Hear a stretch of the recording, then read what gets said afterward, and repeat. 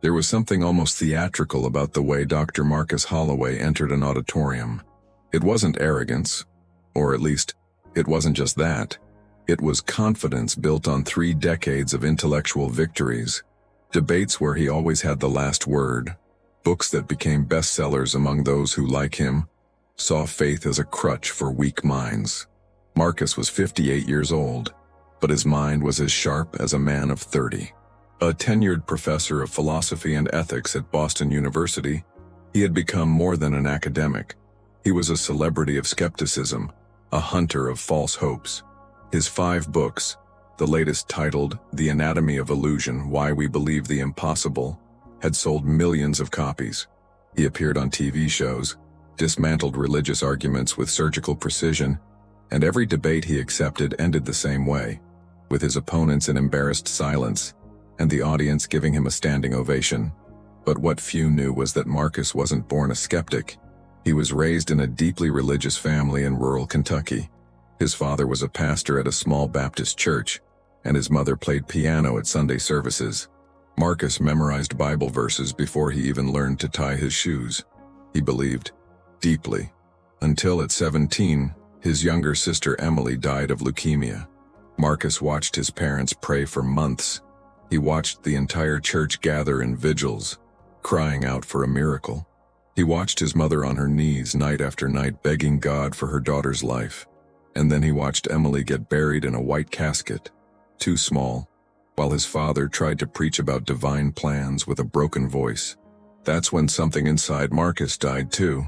If God existed and was good, why would he allow that? If he was powerful, why didn't he answer? And if thousands of people prayed and nothing happened, then maybe there was nobody listening. Marcus didn't abandon his faith all at once. He dissected it.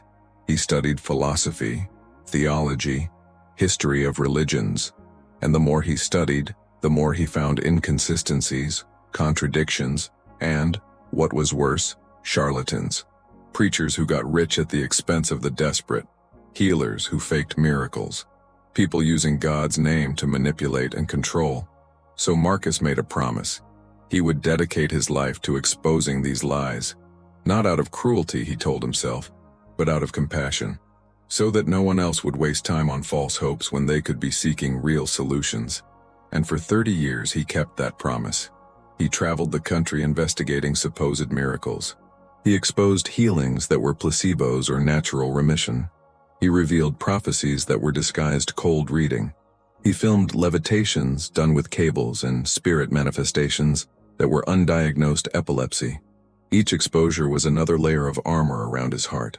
Each fraud discovered was more proof that he was right, that he had always been right. His students feared and admired him in equal measure. His classes were brutal. He didn't accept arguments based on feelings or personal experiences. Everything had to be provable, verifiable, repeatable. Christian students quickly learned not to raise their hands, not to mention their faith, not to give Marcus a reason to turn them into public examples of irrational thinking. Some even hid their crosses under their shirts before entering his classroom. But Marcus didn't see this as cruelty.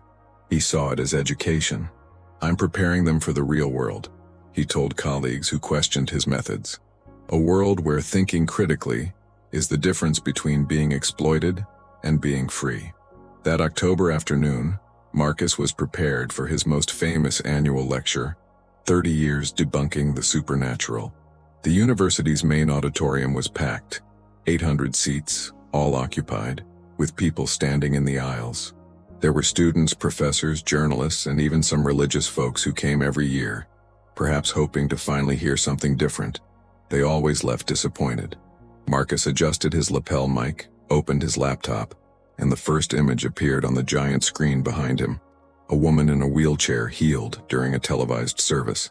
He smiled at the audience. "Good afternoon. Before we begin, I need to warn you. If you're here expecting to have your faith validated, you came to the wrong place."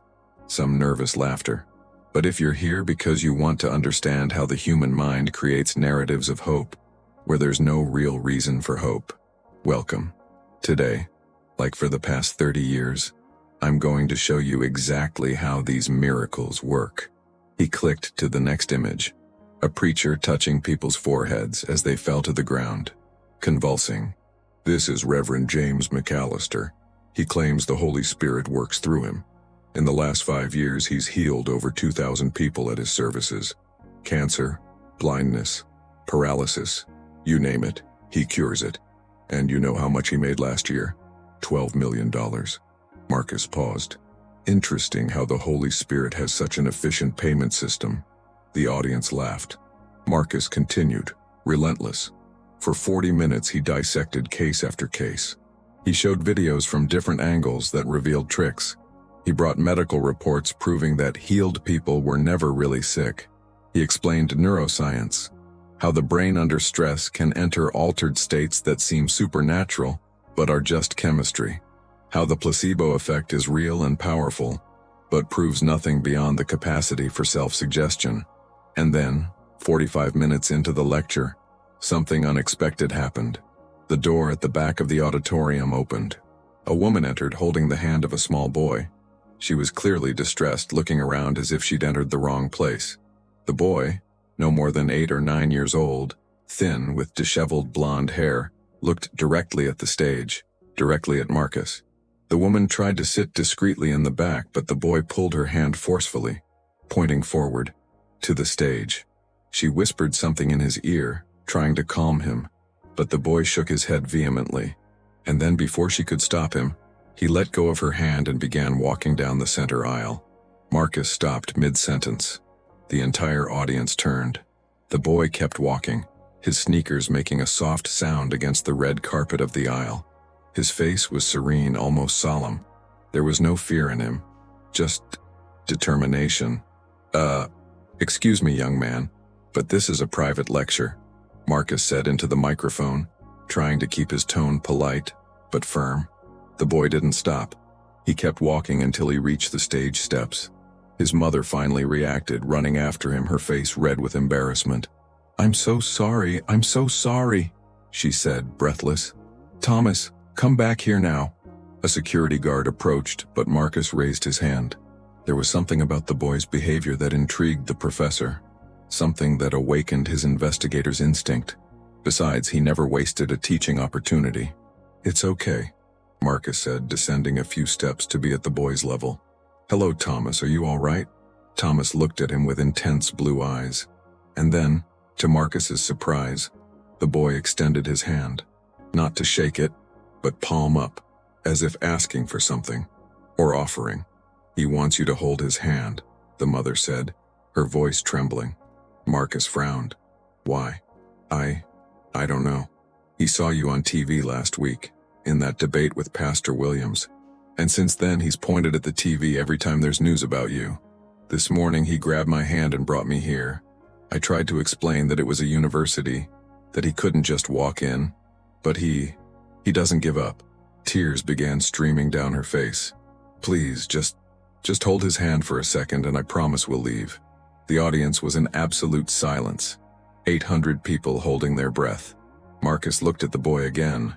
There was something about the way Thomas looked at him. No fear, no judgment, just a patient waiting. All right, Marcus said, extending his right hand. Let's go.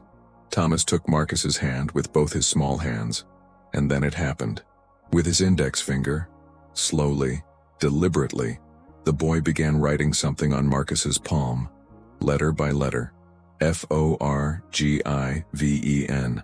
Marcus felt a chill run down his spine. The word was clear, as if it had been written with an invisible pen that burned slightly. He looked at Thomas, then at the mother. He just wrote, "Forgiven" on my hand. That's impossible, the mother whispered, her eyes wide. What do you mean impossible? Marcus asked, his professor voice taking over. He clearly knows how to write. He's a smart boy. No, you don't understand. The mother knelt beside Thomas, hugging him by the shoulders. Thomas was born with severe brain damage. The doctor said the area responsible for language. It never fully developed. My son has never spoken a single word in 8 years of life. He's never written anything. He's never communicated anything. We tried speech therapy, sign language, everything. He understands some basic things, I think, but communicating back? Never. Marcus felt something he hadn't felt in a long time. Uncertainty. There must be an explanation. Maybe he saw the word written somewhere and is just imitating the movement. Thomas shook his head. And then, before Marcus could say anything else, the boy wrote again. This time slower, with more pressure, as if making sure Marcus would understand each letter. J-E-S-U-S. The auditorium exploded. Some people screamed. Others began to cry. A group of students stood up, hands in the air, praising. Journalists ran to the front with their cameras. And in the middle of all this chaos, Marcus Holloway, the man who had spent 30 years of his life proving that miracles didn't exist, felt his legs weaken. He fell to his knees on the stage, still holding the mute boy's hand. Thomas smiled at him, a simple, pure smile of a child. And then the boy let go of his hand and returned to his mother, as if he had completed an important task. "No," Marcus whispered, more to himself than to anyone else. "No, this can't.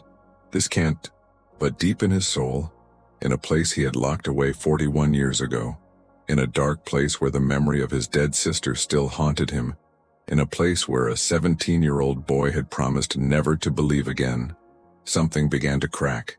And for the first time in 3 decades, Dr. Marcus Holloway had absolutely no explanation. The following days were a waking nightmare. The video of the incident, filmed by at least 30 different cell phones, went viral within hours. 10 million views on the first day, 50 million in the first week. Social media exploded. Mute boy heals. Yo Marcus Holloway miracle. Thomas message. They were all trending topics. Marcus locked himself in his university office. He had turned off his cell phone after receiving over 500 calls in 24 hours. Journalists camped outside his house. Churches were inviting him to share his testimony. His skeptical colleagues bombarded him with theories. Trick, conspiracy, elaborate fraud. But Marcus couldn't focus on any of these explanations, because there was something the cameras didn't capture, something only he felt. The way Thomas looked at him, the sensation of that word being written on his palm, not just the letters, but the weight of them, the meaning. Forgiven. Forgiven for what? Marcus spent 3 days without sleeping properly. He did what he always did when confronted with something he didn't understand. He researched. He investigated. He tried to find the flaw in the system. First, he went after medical records. He called every hospital in Boston until he found Thomas Bennett's history. And there it was, in black and white. Severe global aphasia resulting from perinatal hypoxia. Prognosis. Verbal written communication unlikely. Diagnosis confirmed by 3 different neurologists. MRIs showing clear damage to the temporal lobes and Broca's area. Doctors make mistakes, Marcus muttered to himself, flipping through the reports. Diagnoses are revised all the time. He called Dr. Helena Chen, the pediatric neurologist responsible for Thomas's case. She answered with surprise in her voice. "Professor Holloway? I watched the video like half the world," she said. "Honestly, I'm shocked and confused. Dr. Chen, is there any possibility, that Thomas could have developed these language abilities without you knowing?" There was a long pause. "In theory, there's always a minimal margin of error. Neuroplasticity can do surprising things, especially in children. But, Professor, I personally examined Thomas 3 months ago. I tested his responses. He can barely point to objects when asked. The idea that he could not only spell but choose words so specific and loaded with meaning, that goes beyond any documented case of spontaneous recovery I've ever seen. So, what are you saying?" "I'm saying I have no explanation. And as a scientist, that makes me uncomfortable. But as a human being, part of me wonders if we witness something that neuroscience can't explain yet." Marcus hung up the phone, feeling even more lost. This wasn't the answer he wanted. He wanted data, logic, something he could dissect and understand. So he went after the family. He investigated Sarah Bennett, Thomas's mother. Single, worked as a nurse at a municipal hospital. Had no history of involvement with churches or religious movements. Wasn't wealthy. Had no apparent motive to participate in an elaborate fraud. In fact, she seemed as shocked as everyone else. Marcus got her number and called. Sarah answered on the 3rd ring, her voice tired. "Hello? "Ms. Bennett, this is Marcus Holloway. I need to talk to you about what happened." "Professor," she said, and he could hear tears in her voice. "I didn't plan that. I swear to God. Thomas he insisted. And I thought that maybe just letting him see you in person would calm him down, you know? But then he wrote that and I don't know what to think. Has he done this before? Written anything? Even if it was just a scribble?" "Never. Professor, I spend every second of my day with him. I know every sound he makes, every expression on his face. He's never tried to write or draw. He barely holds a pencil correctly. And why did he want to go to my lecture?" Sarah sighed. "I don't know. A week ago, he saw you on that debate on TV. And since then, every time you appear, on news and online clips, he points at the screen and gets agitated, like he needed to talk to you. I thought it was just, I don't know, something random in his mind. But then yesterday morning he grabbed my hand and dragged me out of the house. Literally dragged me to the car and pointed to the university. And I thought, okay, let's take a quick drive. He'll see the building and we'll go home. But he went in. And you know the rest." Marcus pressed his fingers against his temples. "Ms. Bennett, I need to see Thomas again. I need to do some tests. With your permission, of course." "Tests? Nothing invasive, just, I need to understand what happened. Please." There was a long pause. Then Sarah said, "All right, but Professor, be gentle with him. He's just a child." 2 days later, Marcus was sitting in the small living room of Sarah's apartment in the Dorchester neighborhood. Thomas was sitting on the floor, playing silently with building blocks. He didn't look at Marcus when the professor entered. Marcus had brought word cards, images, a tablet with pattern recognition tests. He spent 2 hours trying to get Thomas to interact. He showed him simple words, asked him to point them out, tried to get him to repeat the writing gesture. Nothing. Thomas didn't respond to anything. He looked at the cards with mild interest, but made no movement to communicate. Didn't point, didn't write, didn't react. "It's always like this," Sarah said, sitting on the couch, watching. "He lives in his own world. I love him more than anything, but he's absent, you know? He always has been." Marcus felt frustration growing. "Thomas, do you remember me? From the stage? You wrote something on my hand. Can you do it again?" Thomas continued stacking blocks. "Please, Thomas. I just need to understand." The boy didn't look at him. Marcus ran his hands through his gray hair. He had dedicated his entire life to logic, to reason, to the scientific method. And now, confronted with something that defied all of that, he felt like a child lost in the dark. "I don't understand," he whispered, more to himself. "Why me? Why there? Why those words?" Sarah got up and went to the kitchen, returning with 2 cups of coffee. She handed one to Marcus and sat next to him. "Can I tell you something, Professor?" she said softly. "You don't seem like a happy man." Marcus looked at her, surprised. "Excuse me? I've watched your lectures. I read 2 of your books. You're brilliant, no doubt. But there's something about the way you talk about faith, about religion, about God. It's like you're fighting with something. Or someone." Marcus swallowed hard. "I simply seek the truth." "Or are you running from it?" Sarah tilted her head. "My son wrote, 'forgiven' on your hand. Not deception or truth or any other word a skeptic would expect. He wrote about forgiveness. And then he wrote Jesus' name. Maybe the question isn't, how did this happen? Maybe the question is, why do you need to hear this?" Marcus felt something tighten in his chest. He placed the coffee cup on the coffee table with slightly trembling hands. "I had a sister," he said, and he surprised himself by saying it. He never talked about Emily. Never. She was 12 when she died of cancer. My parents prayed. Our whole church prayed. But she died anyway. And I wondered why. Why didn't God answer? Why did he let an innocent child suffer? Sarah nodded slowly. "And you decided the answer was that God doesn't exist?" "No. I decided that if he exists, he doesn't care. Which honestly is worse. Or maybe," Sarah said softly, "you decided it was easier not to believe than to risk having hope again." The words hit him like a punch. Marcus was silent for a long moment, and then without warning, Thomas stood up. He walked over to Marcus, climbed on the couch next to him. and rested his head on the professor's shoulder. It was such a simple gesture, so human. No words, no explanations, just connection. And it was there, in that small, cramped apartment in Dorchester, holding a cup of cold coffee with a mute boy leaning on him, that Marcus Holloway began to cry. For the first time in 41 years, he cried for his sister. He cried for all the anger he carried. He cried for the 17-year-old boy who decided he would never believe in anything beyond what he could prove. Sarah didn't say anything. She just put her hand on his shoulder and let him cry. Marcus requested leave from the university. He said he needed time for personal stress. His colleagues speculated. Some thought he'd had a nervous breakdown. Others thought he was preparing a devastating expose to prove the Thomas incident was a fraud. But the truth was much simpler and much more complex.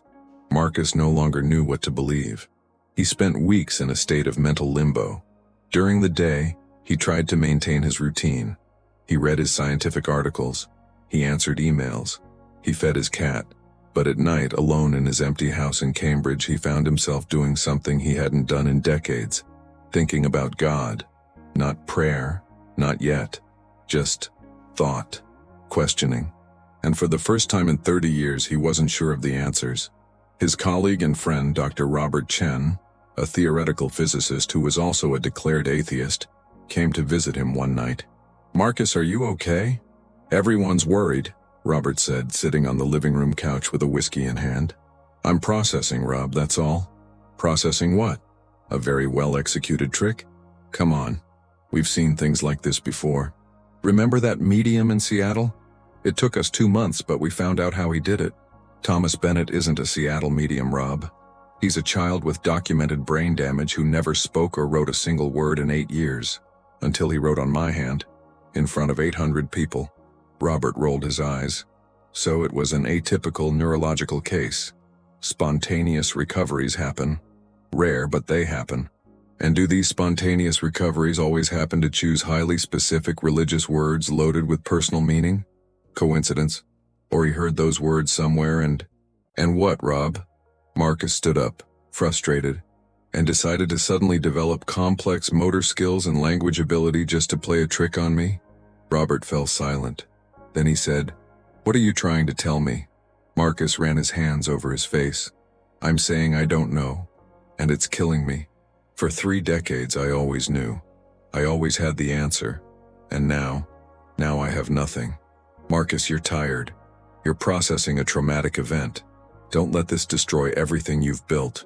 You're one of the greatest skeptical thinkers of our generation." "What if I'm wrong?" Marcus said, his voice almost a whisper.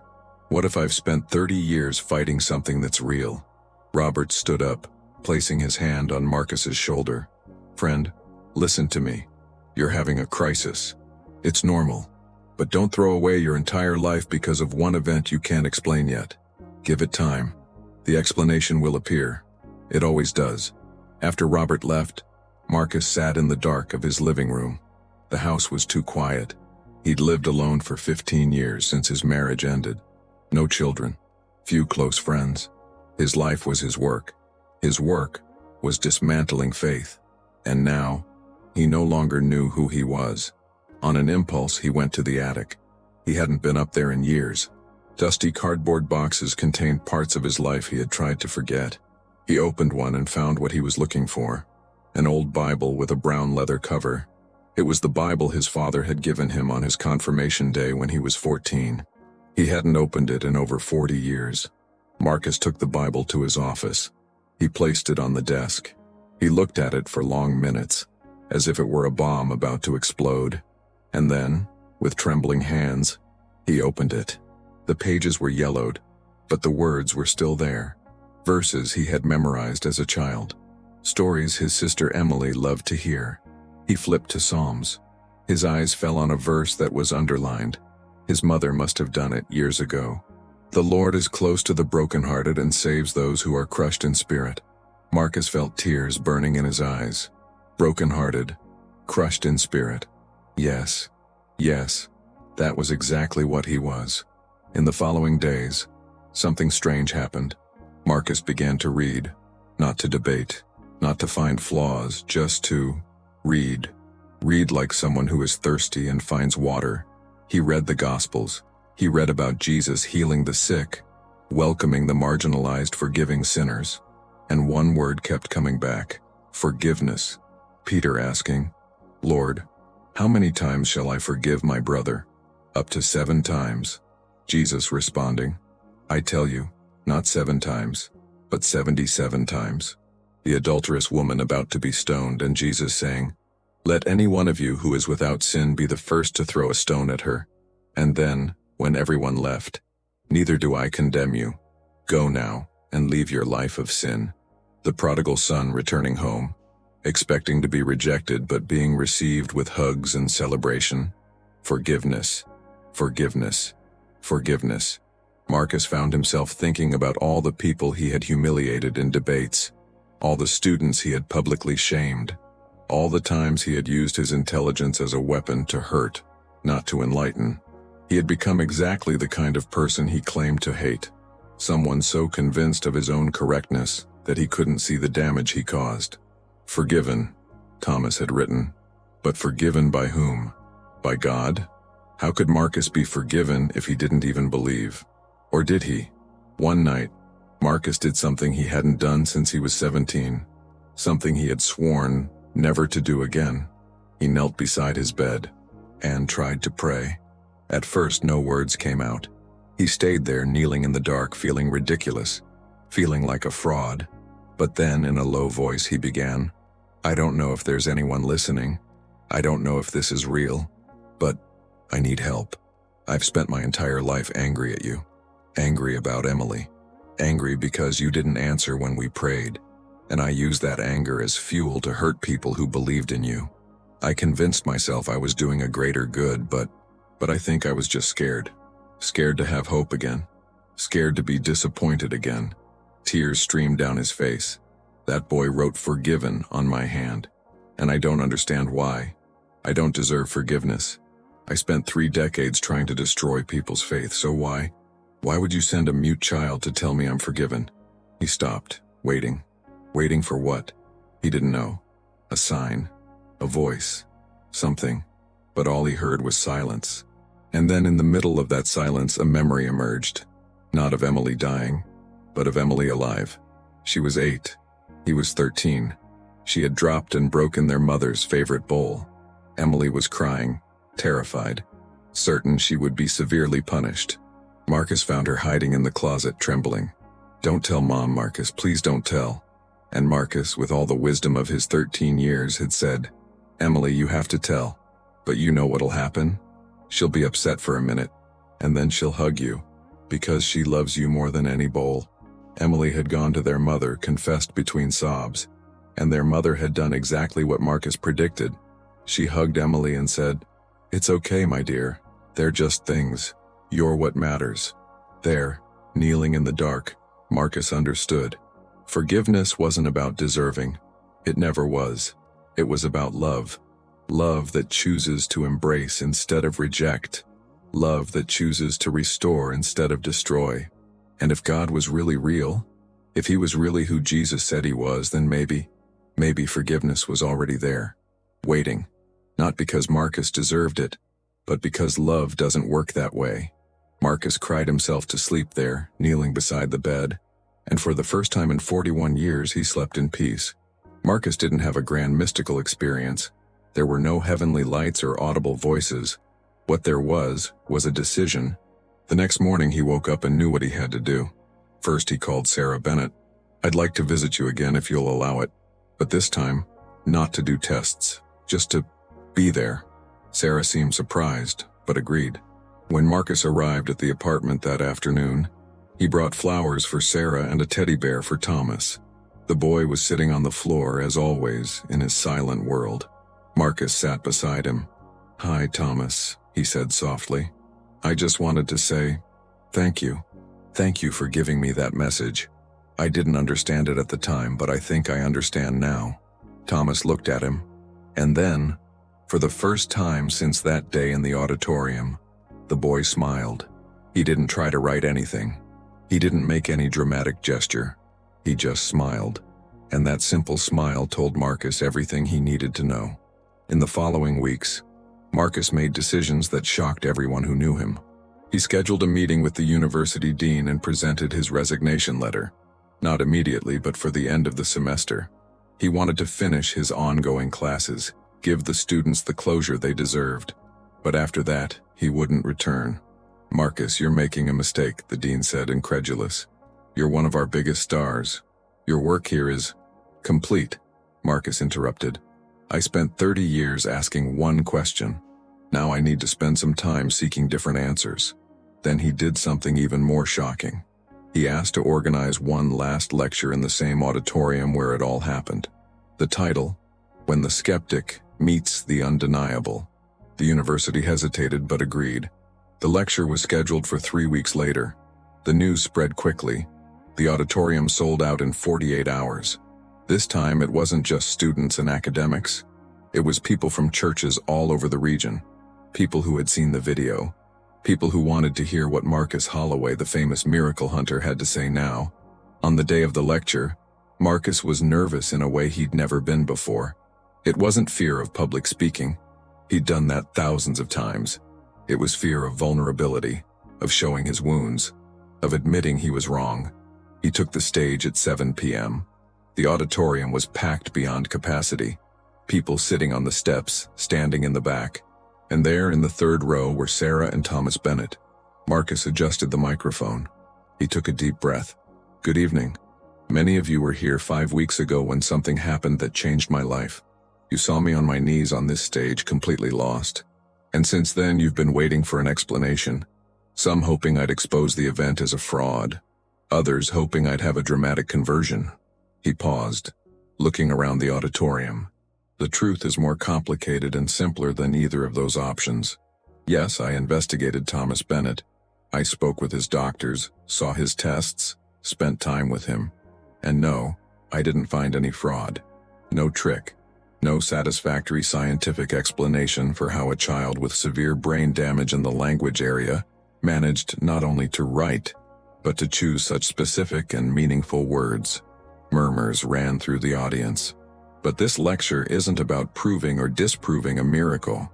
Because I learned something in the last few weeks. The question isn't whether miracles can happen. The question is whether we're willing to recognize one when we see it." Marcus clicked on his laptop, and a photo appeared on the screen behind him. It was an old, faded photo of a smiling girl with blonde hair. "Emily. This is my sister Emily. She died of leukemia when she was 12. I was 17. My family prayed for a miracle. Our whole church prayed. But the miracle didn't come. At least not in the way we asked. Emily died.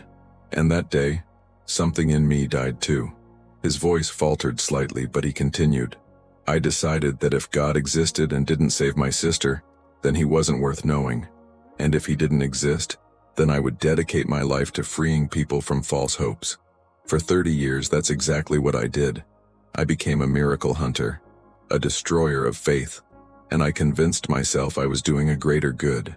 Marcus came down from the stage and walked closer to the audience. "But the truth is, I wasn't freeing anyone. I was projecting my own pain, my own anger, my own disappointment onto everyone who crossed my path. I used my intelligence as a weapon. I humiliated students who dared to disagree with me. I ridiculed people whose lives were transformed by genuine faith experiences, just because I couldn't bear the idea that maybe they had something I'd lost." He looked directly at Thomas. "And then an 8-year-old boy who never spoke a word in his life wrote on my hand, 'Forgiven.' And then, Jesus. And for the first time in 3 decades, I didn't have a smart answer. I didn't have a scientific explanation. I had nothing but a broken heart and a question. Why me?" Marcus returned to the center of the stage. "I spent the last few weeks doing something I hadn't done since I was a teenager. I read the Bible, not to debate, not to find flaws, but to understand. And you know what I discovered? I discovered that Jesus didn't spend his time with people who had all the answers. He spent time with the broken, the doubters, those who had lost hope. He healed the sick, yes. But more than that, he saw people. He saw them in their deepest pain and said, 'I see you. And even so, I love you.'" Tears began to stream down Marcus's face, but he didn't wipe them away. I don't know all the answers. I don't know why Emily died. I don't know why some prayers seem to be answered and others don't. I don't know how Thomas did what he did. But I know this. For 30 years, I built a fortress of logic and reason around my heart. And in 5 minutes, a mute boy tore it down. Not with arguments, not with evidence, but with 2 words I needed to hear more than anything else. Forgiven and Jesus. Marcus wiped his tears and looked at the audience. So what happens now? Am I going to become a preacher? Start evangelistic crusades? No. But I will do this. I'm going to spend the next year of my life studying. Not to destroy, but to understand. I'll read theology. I'll talk to people of faith. I'll learn about the one who apparently didn't give up on me. Even when I spent 3 decades trying to prove he didn't exist. He made a final pause. And to those of you I hurt with my words over the years, my students, my debate opponents, anyone who was wounded by my arrogance and intellectual cruelty, I ask for forgiveness. Sincerely. I was wrong. Not about all my scientific doubts. I still have questions. But I was wrong about the way I treated you. I was wrong in thinking that destroying someone's faith was the same as freeing them. The auditorium was in absolute silence. Then one person started clapping. Then another. And another. In seconds, the entire auditorium was on its feet, applauding. But it wasn't the kind of applause Marcus used to receive. That applause of intellectual admiration. It was something different. It was recognition, empathy, shared testimony from people who had also doubted, also questioned, also struggled. Sarah Bennett was crying, and beside her, Thomas was smiling, just smiling. After the lecture, Marcus was surrounded by people. Some wanted to hug him. Others wanted to share their own stories of doubt and faith. Some pastors offered to guide him on his journey. Marcus thanked everyone, but said he needed to take that journey at his own pace. He passed through everyone until he reached Sarah and Thomas. Sarah hugged him without saying a word. And Thomas? Thomas simply held Marcus's hand. He didn't write anything this time. He didn't need to. The message had already been delivered. In the following months, Marcus kept his promise. He officially resigned from his position at the university. He sold his house in Cambridge and bought a small cabin in Vermont, near a peaceful lake. And there, away from crowds and cameras, he began the most important work of his life, rebuilding his faith from scratch. He read a lot. He started with C.S. Lewis, who had also been an atheist before converting. He read Mere Christianity, and felt as if Lewis was speaking directly to him. One professor speaking to another professor. One skeptic speaking to another skeptic. He read The Problem of Pain, and finally found words for his own pain about Emily. He read Tim Keller, N.T. Wright, Alistair McGrath. He read ancient saints like Augustine and mystics like Thomas Merton. But most importantly, he read the Gospels, again and again. Matthew, Mark, Luke, John. He memorized parables. He meditated on sermons. And slowly, like ice melting under the spring sun, something hardened inside him began to soften. He visited Sarah and Thomas once a month. Sometimes he simply sat with Thomas, playing in silence. Other times he talked with Sarah about his readings, his questions, his discoveries. She became an unexpected friend, a single nurse with a special needs child, and an ex-atheist professor trying to understand God. An unlikely friendship, but genuine. Marcus also began attending a small church in Vermont, not because he felt obligated, but because he discovered that faith wasn't something to be lived alone. The church was modest, only 50 people, mostly farmers and local artisans. The pastor, a 70-year-old man named David Morrison, had been a missionary in Africa for 30 years before retiring there. At first, Marcus just observed. He sat in the back, listened to the hymns, heard the sermons. But Pastor David noticed him and instead of making a big deal about who he was, simply invited him for coffee. "I know who you are, Marcus," David said in his simple kitchen. "I saw the video. I read some of your books years ago." Marcus tensed. And I think you are asking the right questions. You were just looking in the wrong places for the answers." They became friends. David didn't try to convert Marcus. Marcus was already converted at his own pace. Instead, David mentored him. He taught him to pray, He taught him to read Scripture not as a historical document to be analyzed, but as a love letter to be received. He taught him about grace, how it's not something we earn, but something we accept. And one day, a year after the incident with Thomas, Marcus made his final decision. He would be baptized. The baptism took place in June, in the lake near Marcus's cabin. It wasn't a big event, just the small church congregation, Sarah and Thomas and a few friends Marcus had made in his year of seclusion. The sun was setting, painting the sky orange and pink. Pastor David was in the water up to his waist. Marcus walked toward him, trembling, not from cold, but from emotion. "Marcus," David said, his voice firm and gentle, "do you confess Jesus Christ as your Lord and Savior?" Marcus looked at the sky, then at the people on the shore, finally at Thomas, who was holding Sarah's hand and smiling. And then he said, with all the certainty he never thought he'd have again, "Yes, I confess. Then I baptize you in the name of the Father, the Son, and the Holy Spirit." And Marcus was submerged. When he emerged, something extraordinary happened. Thomas, the boy who had never spoken, let go of Sarah's hand, ran to the water's edge and shouted. Not a word, just a shout of pure joy. The first sound he'd ever made in 8 years. Sarah fell to her knees, crying. The entire congregation exploded in praise. And Marcus? Marcus came out of the water laughing and crying at the same time, because finally, he understood.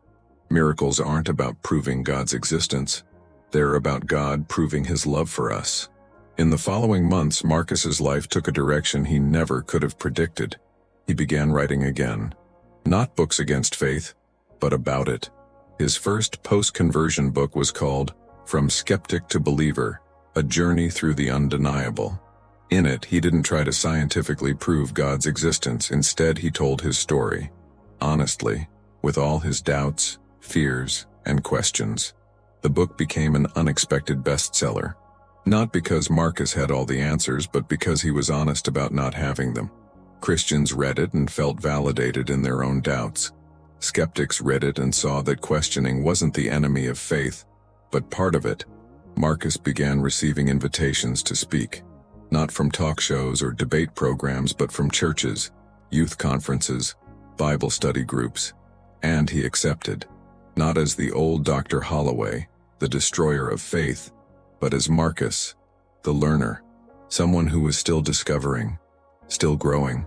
He spoke about his journey, about Emily, about the anger he carried for 41 years, about Thomas and those 2 words that changed everything. And always, he ended with the same message. If you're doubting, it's okay. God is big enough for your questions. If you're angry, it's okay. God is strong enough for your anger. And if you think you've gone too far, that you've done terrible things to be forgiven, you're wrong. Because I spent 30 years trying to destroy people's faith, and God sent a mute child to tell me I was forgiven. If there's hope for me, there's hope for anyone. Sarah and Thomas became a central part of Marcus's life. He visited them every week now. He watched Thomas grow, still nonverbal but expressive in ways no one expected. The boy drew now. Simple images but full of color and joy. And occasionally, very occasionally, he wrote. Isolated words. Love. Mom. Friend. And once in a drawing he made for Marcus at Christmas, he wrote, "Thank you." Marcus framed that drawing and hung it in his cabin. It was a daily reminder that God uses the most unlikely messengers, that the weakness of the world confounds the strong, that a mute boy can carry the most powerful message in the universe. Marcus also started something new, a podcast called Conversations with an Ex-Skeptic. In it, he interviewed people from all walks of life about their faith journeys. Scientists who were Christians, ex-atheists who converted, people who had experienced what they called miracles. But he also interviewed skeptics, because Marcus never forgot where he came from. He respected honest doubt, even when he no longer shared it. The podcast grew quickly. Within 6 months, it had over 1 million listeners. And the reason was simple. Marcus was genuine. He didn't pretend to have all the answers. He didn't avoid difficult questions. He simply shared his journey and invited others to share theirs.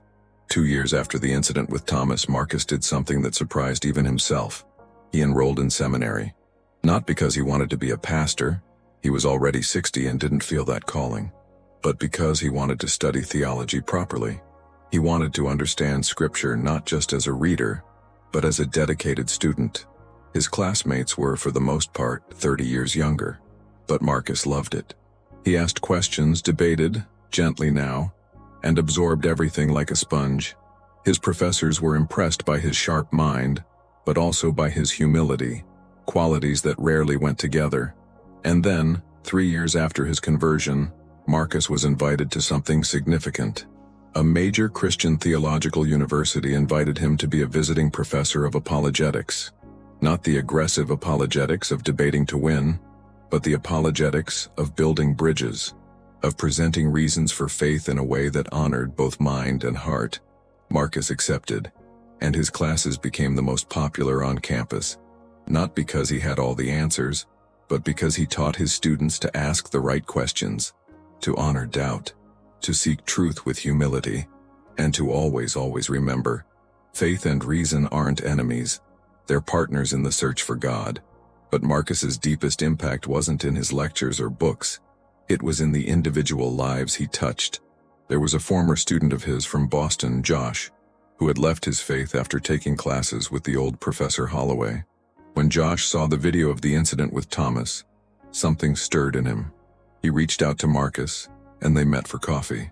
"I stopped believing because of you," Josh said, not with anger, but with sadness. "You were so convincing, so logical, and I thought, if this guy can't find God, how can I?" Marcus held Josh's hand. "I know, and I'm sorry. I was hurt and I projected that hurt onto you, but can I tell you something? God didn't give up on you, just like he didn't give up on me." Josh began to cry, and there, in that Boston coffee shop, Marcus prayed with him. He prayed for the first time publicly for another person, and it was awkward and imperfect and beautiful. And Josh went home and, for the first time in years, opened his dusty Bible. Stories like that multiplied. People who had been hurt by the old Marcus found the new Marcus and received not just an apology, but a living testimony that transformation is possible, that no one is beyond redemption, that God writes beautiful stories with broken pens. Sarah Bennett, for her part, saw her own life transformed. Through Marcus, she met a support community for parents of special needs children. She was no longer alone in this journey. And when Marcus released his second book, he dedicated all the royalties to create a foundation that helped families like Sarah's. Families caring for children with special needs but without resources. The Thomas Foundation, named not for Thomas the doubting apostle but for Thomas Bennett, the boy who brought faith, started small.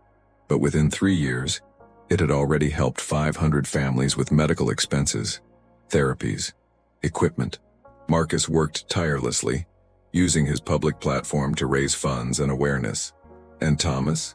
Thomas continued being Thomas, still in his silent world most of the time. But there were moments, rare, precious moments, where something in him shone, where he connected in ways no one expected.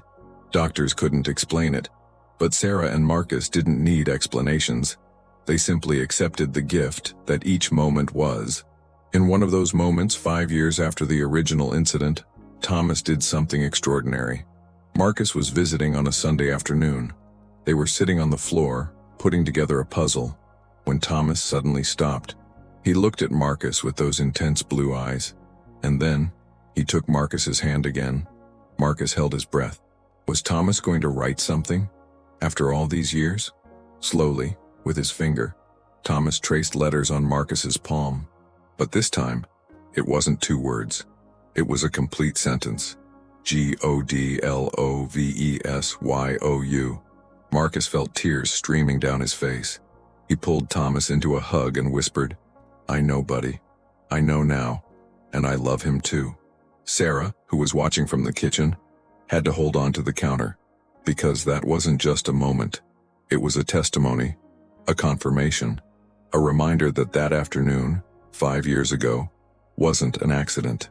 It was a divine encounter orchestrated to save not one life, but many. Because Marcus didn't just find faith, he found purpose. And through him, hundreds, perhaps thousands, of other people found hope. Students who had lost their faith came back. Skeptics who thought they were beyond saving discovered they weren't. Parents of special needs children found community and support. And entire churches were reminded that the most powerful testimony isn't having all the answers, but being honest about the journey. Marcus's legacy was no longer his 5 books against religion.